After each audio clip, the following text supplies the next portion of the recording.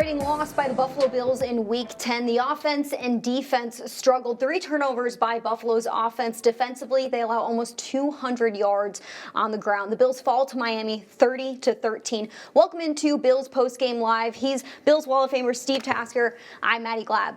It's Buffalo's first loss to the Dolphins since 2022. Steve, when you look back at this game, what was the biggest reason behind Buffalo's loss?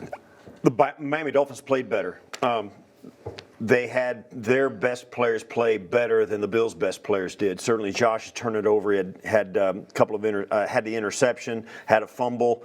James Cook had a fumble. The 3 turnovers were huge, and the fact that they started so slowly offensively, they punted away on their first 4th and short. Decided not to try for it. They tried the next one, and it was a 4th and short, and they tried a hard play action because they've run the ball almost exclusively in 4th and short, and so they tried to get one over on them.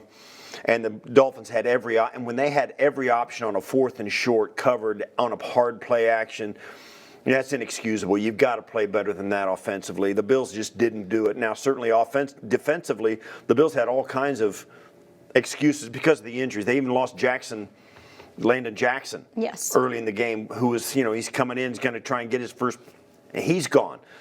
So you've got a lot of excuses defensively, but they only gave up really 16 points when the game was on the line. Then you started doing the onside kick. They got a long run. They got, then the game got away, and they scored 2 late touchdowns to put it out of reach. But because of the offense's inability to cover for that and to be consistent enough and get first downs, they were 0 for 6 in the first half on 3rd down. You can't win like that. I don't think the Miami Dolphins have a better roster than the Buffalo Bills at all. Certainly the Bills' roster is depleted, but they played better. They played better, and that's why they got the win, and that's why they deserved it. Buffalo's defense started off this game hot with a Cole Bishop interception. The offense on their first drive failed to score. When scoring, Buffalo is 4-0 this season. It was the first time they punted on their first drive of the season. Now, looking at Josh Allen's performance in this game, Allen usually averages 3 touchdowns per game against Miami.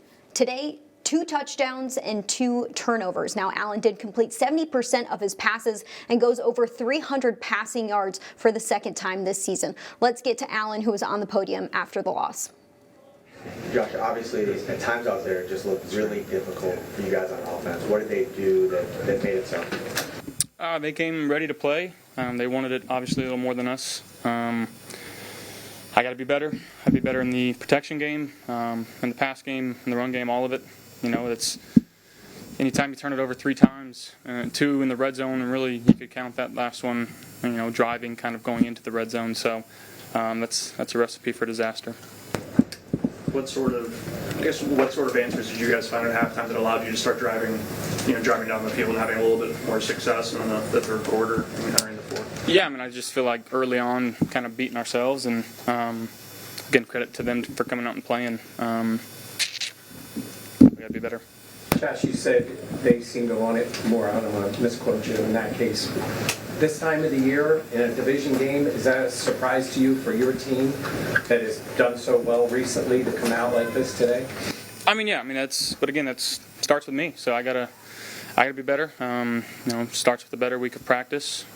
Watch this one, learn from it, get on to next week. Do you feel like you guys were flat? Getting stopped on 3rd and 2, where I could have done something different there. 4th down, they made a good play. So the first 2 drives just didn't really set us up great. But again, it comes down to execution, and we didn't execute. What happened on that interception in the end zone? I was trying to get it to Shavers, the deep in cut, and just wasn't really able to step into it. They brought 0. Really didn't allow myself to step into the throw. Like the game plan that was put in place put your guys in a position to be successful? I think so. Again, it starts with me, but we didn't execute. I didn't execute. You're able to hit Keon for that 35-yard touchdown in the 4th quarter, but why has it, in your estimation, been so difficult to push the ball down the field early in the game and then certainly earlier in the year too? I got to give guys chances. Do you feel like Keon is doing enough with the chances that he's been getting? Got one today. So, yeah. Thanks, everybody. Hey, guys. That was Bills quarterback Josh Allen starting off the press conference saying the Miami Dolphins wanted it more, and I just have to be better. Let's take a look at how Buffalo's offense started this game, Steve. They go punt, turnover on downs, punt, fumble, punt, halftime. Coming out of halftime, their first drive, they had some good things going. Josh Allen was fighting really hard for yards. He was connecting with some receivers, and it ends in an interception. I can't remember the last time Buffalo's offense started off a game going into the third quarter without scoring any touchdowns. Yeah, it's been a minute. They're much better than that offensively usually, and yet to throw that interception, and it's always happened this season. You look back at the Patriots game that they lost, it was the same thing. The Bills turned it over deep in their own end and deep in the Patriots' end in a 3-point loss. And then same thing happened today. Right after halftime, you come out, you're down 13. You come out and get a touchdown, then it's a whole different ball game, and he throws an interception in the end zone after they got a really what looked like a more normal, more Buffalo Bill type of drive, and that's a crusher. And that happened a couple of times. Even the James Cook fumble early in the first half was a crusher like that as well. They finally got their running game going, and then didn't get back to it. So turnovers and mistakes have always been the Achilles heel of this team. That's been the one thing that has really allowed them, has been a factor when they've lost ball games, more so than any of the other Bills additions we've seen. So, the turnovers were timely for the Dolphins, no question about it. The turnovers the Bills got from the Dolphins on the first drive of the game, the Cole Bishop, it turned into an arm punt. That was on a third down, third and long. Tua threw it as far as he could. Cole Bishop caught it, fell on the ball, and that was the punt. So it wasn't really one of those back-breaking type turnovers. Right. So, on the other hand, the Bills, very poorly timed turnovers at the moments when they really needed not to turn it over. In the first half, Josh Allen said, I have to be better. You look back on that first half, Allen had a really hard time linking up with his receivers. Dalton Kincaid goes out in this game with a hamstring injury, does not return to the lineup, so you're down probably your best weapon in the passing game. It looked really tough for the Bills tonight in the air. Why was that the case? Well, when Dalton Kincaid went out, before he went out, they finally started getting some progress in offensively by going to him and using the tight end as the wide receiver one.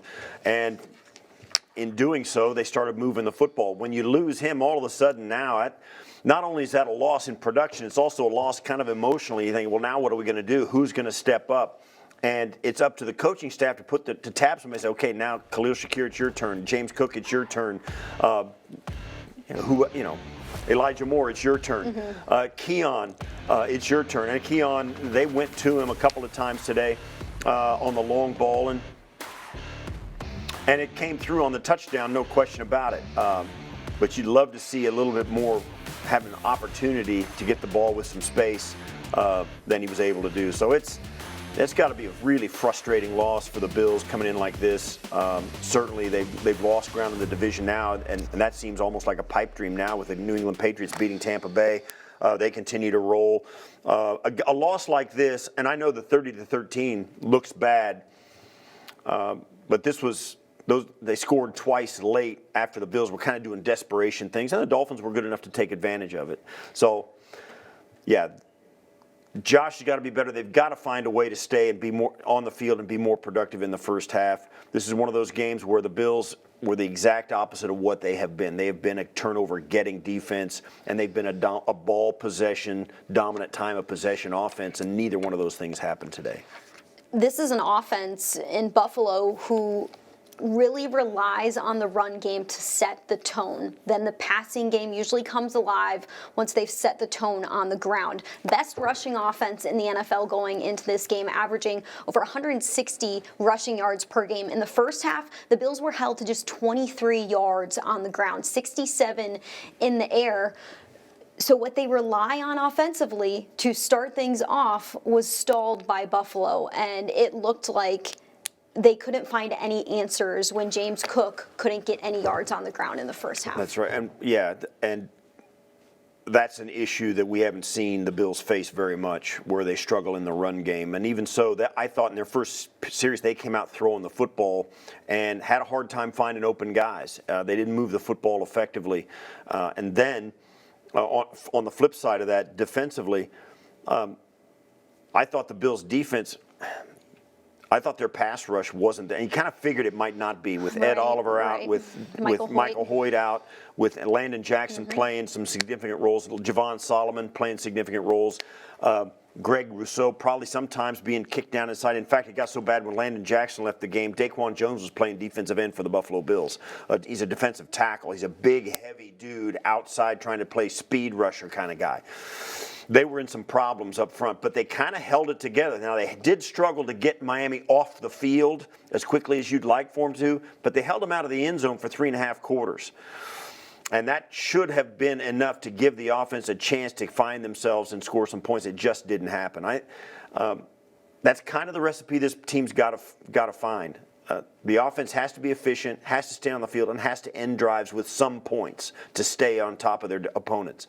They couldn't do that today. Miami controlled time of possession in the first half as well.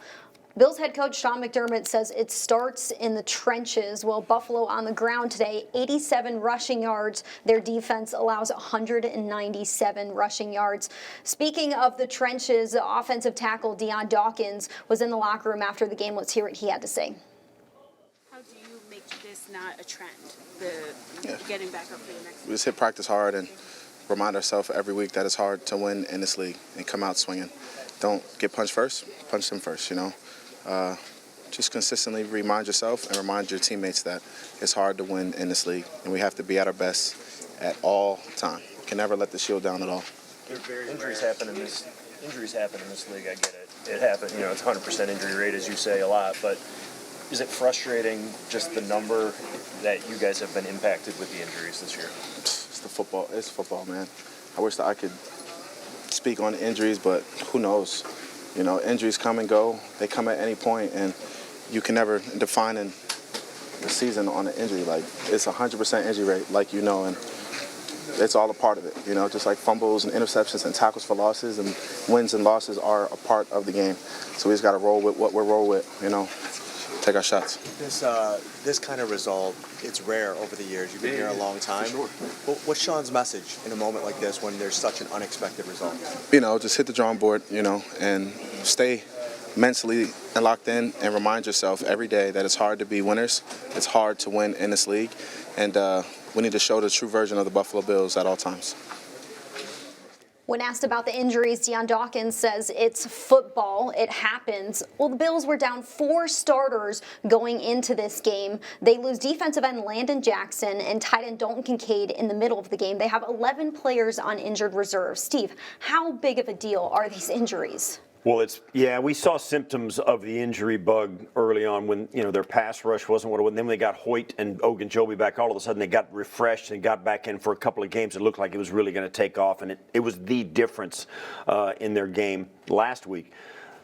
Today you saw it again. It was rough. Christian Benford being out hurt their secondary rotation. Taron Johnson has missing in the secondary. Ed Oliver, Michael Hoyt, AJ Epinesa was out today. It was a mash unit out there, and you could tell they're just Tua Tagovailoa had as much time to throw the football as he's had all season, and it looked it. He played very well with that kind of time and that kind of pass protection. He was 15 of 21 for 173 yards. You saw some symptoms of what their offense has to be when, if he dropped back and tried to throw it long. You saw it on the first drive where he kind of let it go, and the ball was in the air. It has to be in the air for so long because of the arc he has to put on it. Right. Cole Bishop had plenty of time to go over and camp underneath that football and bring it down for the first interception. So you get an idea of what their offense has to be. But when they can run it, and when he does not have to pat the ball and can still get rid of it, actually even when he has to go to his second and third read today, the Bills couldn't get pressure on him. They could not pressure him. That was the factor that really turned the tide in this game offensively for the Dolphins. The Bills' defense could not make Tua move off his spot. He had plenty of time to go to his second or third read and make the throws, and that was the difference defensively. Now, they still, like I said, they still kept him out of the end zone for much of the game. 13 or 16 points is not enough to win an NFL football game. And then when it finally got deep into the fourth quarter and the Bills had to do some desperation things like onside kicks, and Josh is slinging it every down, and their offense and the defense was worn down, their offense comes in, all they got to do is go heavy personnel and try and get through, and the Bills are stacking the line of scrimmage, and you pop through on that first wave, and you get 2 long runs because of it that ended up in the end zone. Just one bad thing after another. But the injuries that you talk about, they played a huge factor in this game, no question about it. You'd love to see what this team could do with their roster. Right. But I don't know that we're not going to get to see anything close to what we thought we were going to see at the beginning of the season. Well, I think that's the bigger question. You have a team in the beginning of the season who's relatively healthy. Yes, you have some injuries in training camp, and it seemed like week after week you're suffering these huge injuries. And yes, there's a next man up mentality, and especially on defense as of the last few years, this team has had to rely on that and has been successful doing so. But at this point, down so many players, the next man up mentality gets harder and harder and harder. And like you said, 16 points is what they allowed going into the fourth quarter with just 40 seconds left in the fourth quarter, and they were still able to hold their ground. It was just offensively, they couldn't give them any help. Yeah, they couldn't get him any help, and they turned it over 3 times. The turnovers early is what really set them back. Plus Miami's success early on. They had their first 2 touchdown drives were on their second, I think, and third drives of the game. So they had some success, which is what they usually do. When Mike McDaniel can script some things and get into the play call and without having to show his hand too much to the defense, they're much more successful. And you saw in the second half it was the same thing. And the 2 late touchdowns are.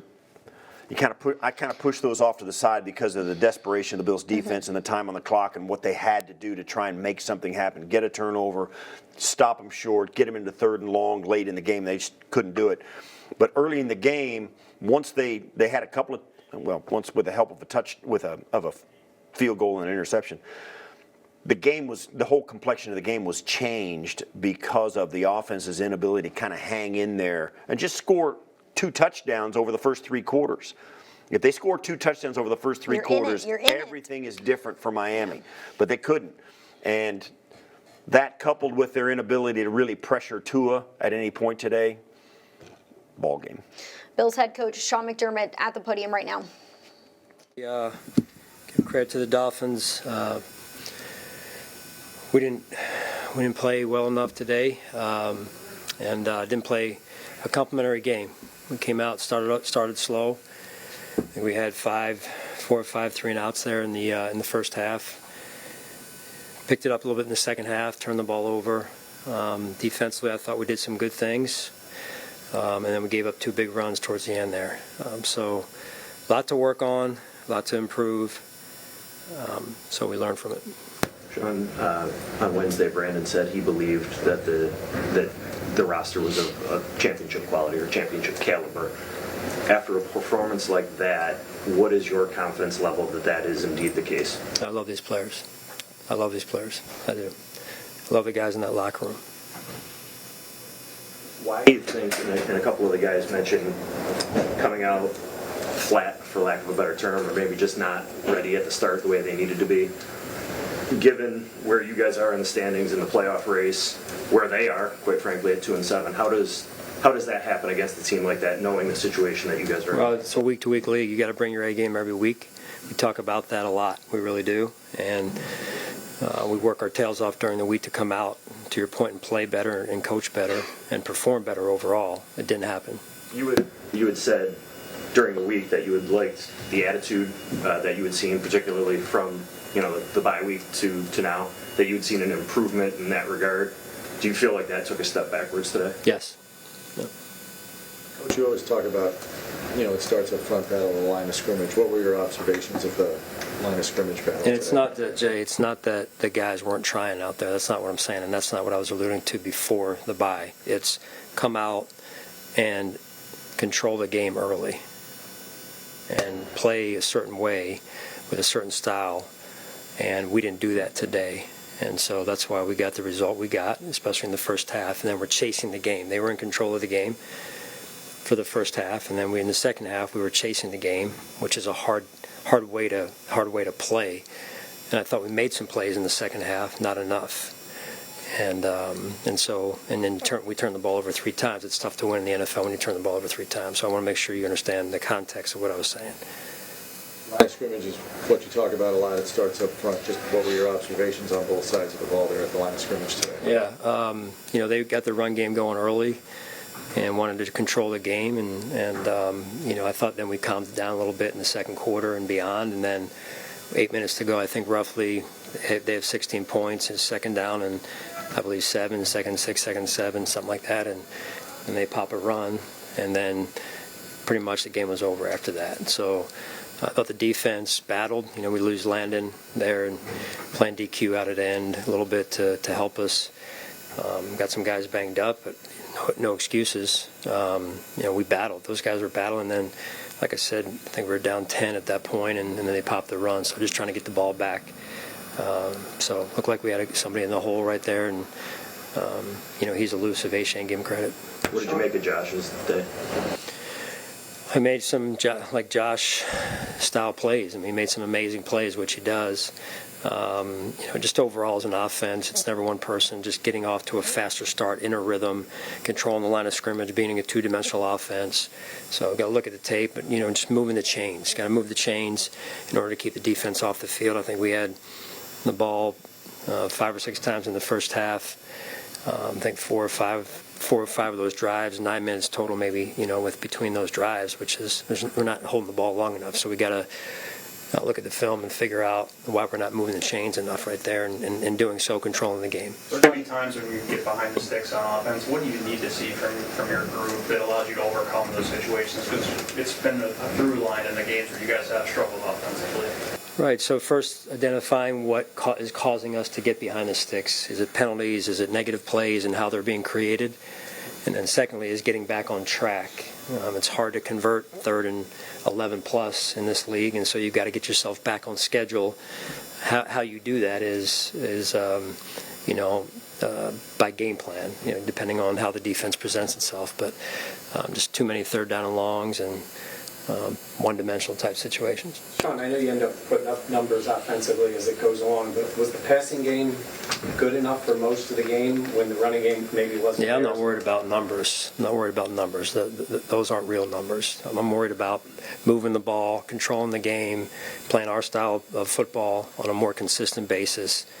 And that's what we got to make sure we get back to. Sean, granted that you have to watch today's game back on film, but even before this, I think the passing offense has been having difficulties moving the ball in chunks down the air. So have you been able to put your finger on why that is and why you have been able to go to it when you kind of needed it too? Again, just consistency, rhythm, I think overall. I feel like, Joe, in order to really dissect today's performance, I'd have to look at it. But I felt like there were some things, and there were some times where we weren't open. So it's a combination of the two, right? So it's, again, never one thing. And Mike, going back to your question, not mean to cut you off, it's just I'm not really into yards. I'm into real yards in the meat of the game and moving the football. And we didn't do a good enough job there. Sean, you mentioned the injury to Landon. What happens last week to Hoyt, you understand comes with playing football.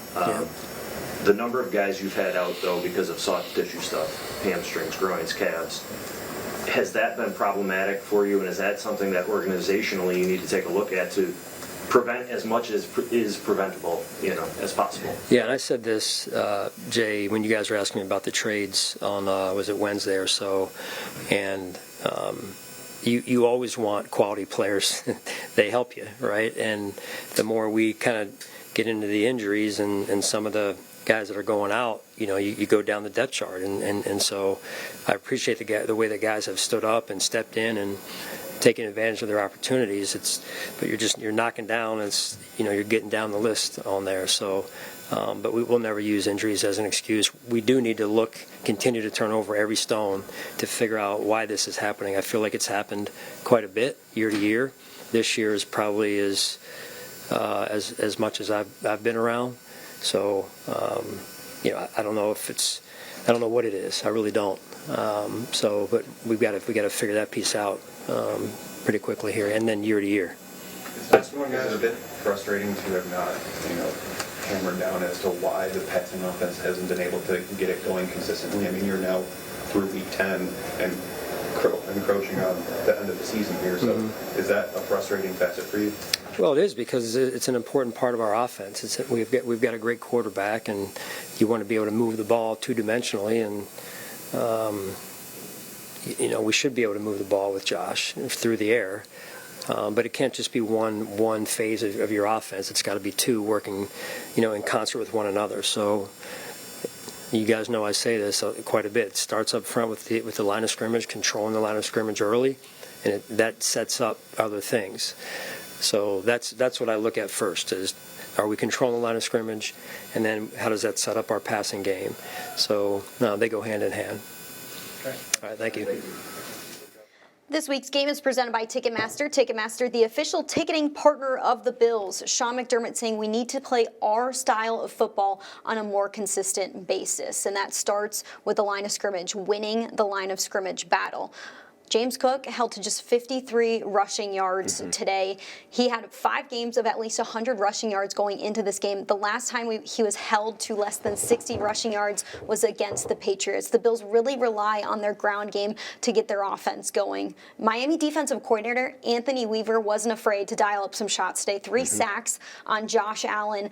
How did Miami's game plan on defense hinder what Buffalo could do on offense? Well, first of all, stopping the run was huge for them, and their ability to do that was a little surprising, to be honest with you. This offensive line, they should know each other very well, and the Bills should have a handle on what the Dolphins do. Now, certainly the Dolphins can counter whatever the Bills can do, and it becomes a little bit of a chess match. But when you get down into the trenches, it becomes attitude, emotional content, and the Bills are going in hoping the Dolphins are taking a week off because they're 2-7. Their coaches they under the just fire. Fired their GM. Exactly. Everybody was talking about them trading away. They traded away their best pass rusher defensively, in Jalen Phillips. So the Bills went in there kind of hoping that the Dolphins would lay down for them, and the Dolphins had no intent on doing that. And they just played better in the trenches than the Bills did. Giving up all that yards on the ground, 197 yards on the ground to Achane, certainly on a couple of runs. Most of it was given up, but they count, and they count big on the scoreboard. It's the physicality up front on both sides of the ball was won by the Dolphins today, and that's where the downfall started to happen. Certainly, you're not going to go so far as to say, hey, the backs and receivers and the DBs and all that were all fired up and they were ready to go, but the big guys let them down. I think it was a whole team attitude that came in looking to take advantage of a team that seemed to be on the ropes and punch back. McDermott pointed to the consistency of this team, the lack thereof in Week 10 against the Dolphins. The week before, Buffalo had their best game yet, 28 points against one of the best teams in the NFL in the Kansas City Chiefs. Buffalo's defense grabs 15 quarterback hits on an MVP quarterback in Patrick Mahomes. This week against the Dolphins, they score 13 points and allow 30 to an offense that was really struggling. Where do the Bills go from here? Well, it's a different roster. All of a sudden, six of their top 8 defensive linemen are not in the game. A.J. Epinesa, Ed Oliver, Dwayne Carter, T.J. Sanders. Daquan Jones is now back in the lineup. A.J. Epinesa, Landon Jackson is now out. All those, So the roster is continuing to churn. Certainly, we've seen these guys. They played. Landon Jackson played in a couple. This is his 3rd game that he played in this year. Daquan Jones is back in after being out. But if you want to ask me for a reason why they're inconsistent, there it is.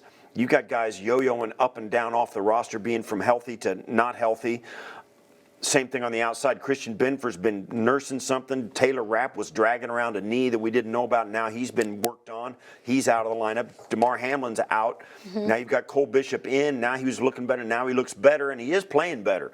And Max Hairston continues to play better, but he got put up on a one-on-one situation against Jalen Waddle. I don't know that they would have played the Miami Dolphins the same way defensively if Christian Benford is on the field with Max Hairston. That changes things as well. Taron Johnson. I don't know that Jordan Poyer plays as much if Taron Johnson is healthy. So you want to look for a reason why they're inconsistent on defense. That's it. Offensively, I don't know that you can use that except for the fact that Joshua Palmer wasn't in there. And I think Palmer is a sneaky big part of what they want to do offensively. And Kincaid, they go to Kincaid, they go to Shakir, and they go to Palmer. And then, of course, with Cook in the backfield, I think that's their guys, that's their crew that are going out there and that they need to have healthy to play well. Now Palmer will probably be back next week, and Kincaid's going to be out next week. That's where you find inconsistencies, when you've got inconsistent roster makeup on a large level at key spots. So until that changes, until they can get level out on the injuries or the pendulum swings back the other way and we get guys healthy and they stay healthy and then they get other guys back that are healthy and they stay healthy, maybe the pendulum will swing in the way of Buffalo and you get more consistent play. Injuries aside, the Bills are now 6-3 heading into Week 11. They have a game against the Tampa Bay Buccaneers at 1 o'clock at Highmark Stadium. The Bucs also 6-3. Two of the same records. What needs to happen this week? Well, the Bills got to get as many guys as they can off the injured list. They'll come out with some emotional content.